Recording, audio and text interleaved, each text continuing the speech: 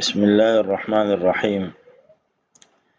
نن زمونږه پنځم کلاس د زبانونو د لینګویج برابرولو باره کې دی.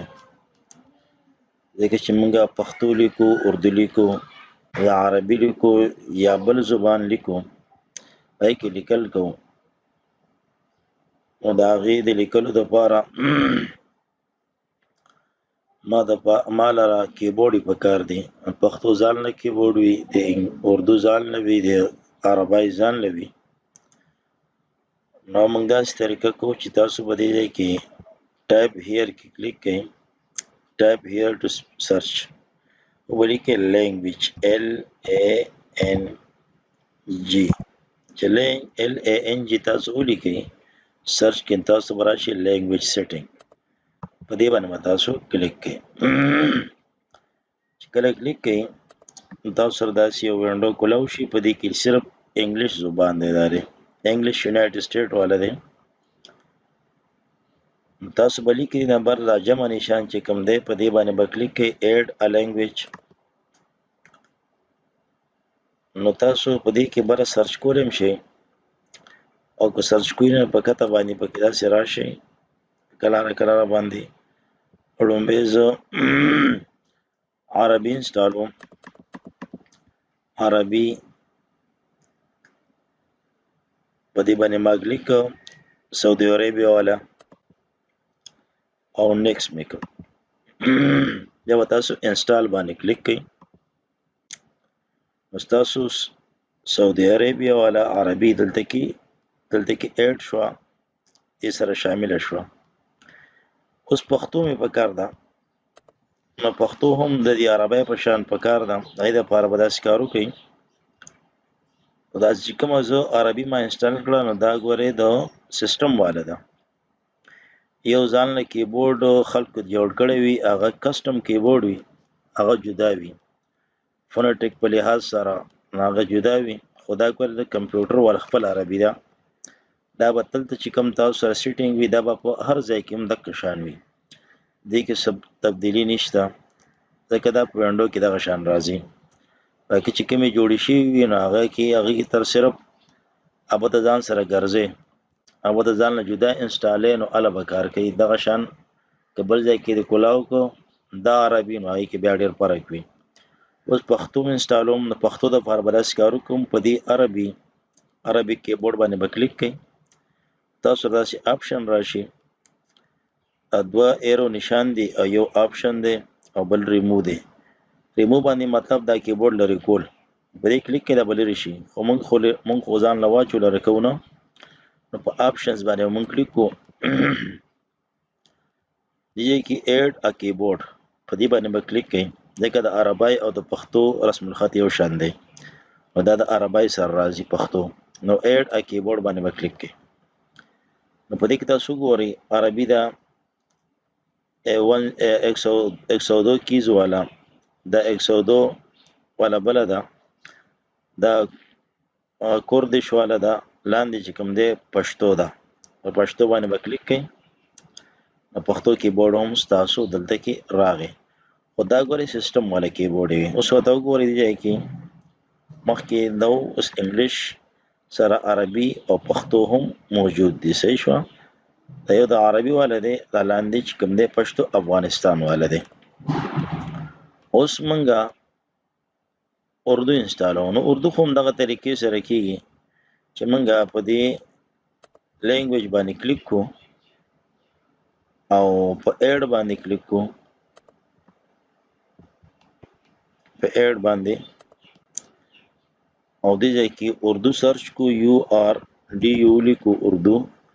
یا اردو بھارت تا یا اردو پاکستان دا. نو اردو پاکستان باندې مونږ کلیک کو او نیکسټ کو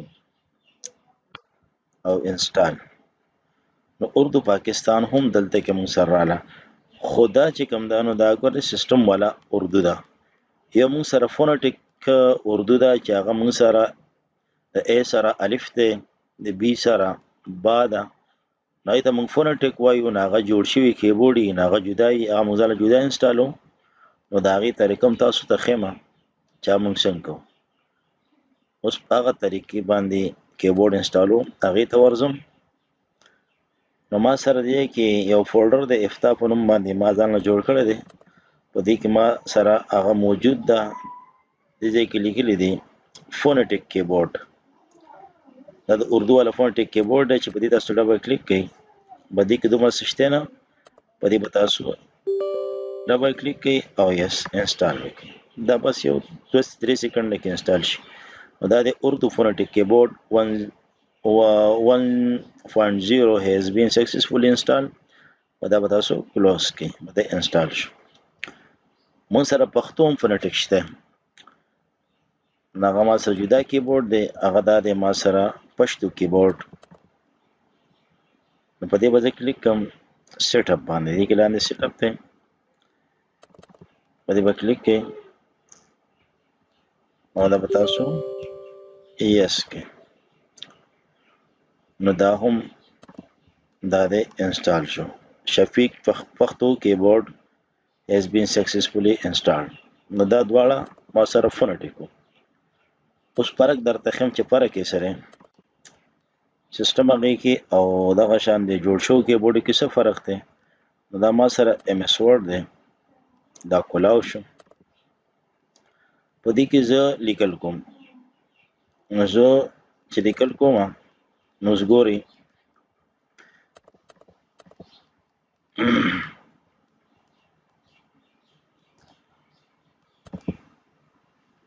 زه لیکل کوم په عامې اردو چې کومه ده اردو پاکستان چې ما سیسټم والا کړی په هغې باندې ما ا بټن پریس کړه ا سره میم راځي. بی مې پریس کړه بی سره شین راځي. سی مې پریس کړه ا سره پرته یې راځي. اوس تاسو ګورئ زه فونیټیک کیبورډ کولاوم. نو فونیټیک کیبورډ لاندې دی اردو پاکستان خو دا فونیټیک دی. نو ګورئ الف سره ا سره الف، بی سره با،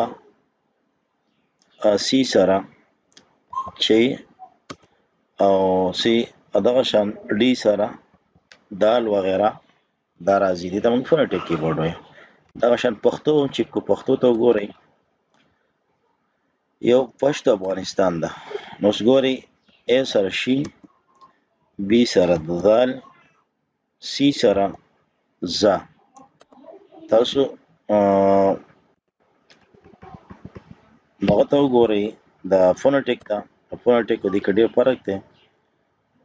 نو فونیټیک ما سره دې وخت کې انسټال شوی دی خو رااخیستی نه دی. خو البته هغه هم د ا سره الف راځي، بی سره با راځي، سی سره چې کوم دی نو چې راځي یا سا راځي او ډي سره دال راځي. نو دا دې کې فرق دی. نو که بعضې ملګري چې ته نه یادېږي ګرانه یې ورته نو هغې د فونیټیک کیبورډ استعمال کړي. زما مشوره ټول ملګرو ته دا ده چې وینډو والا کیبورډ یاد کړي. نو دوی ته به دا په هر ځای کې میسر وي، موجود به وي ورته او په وینډو کې وي. د بار نه انسټالولو ضرورت ورته نه وي. په هر ځای کې پې کار کولی شي. نو ښه خبره دا ده چې د وینډو دا یاد کړي. دا به له ډېره ښه وي. البته که څوک دا بل دغه کوي نو دا هم شته دی. انشاءالله زه به دا لینک ورکړم.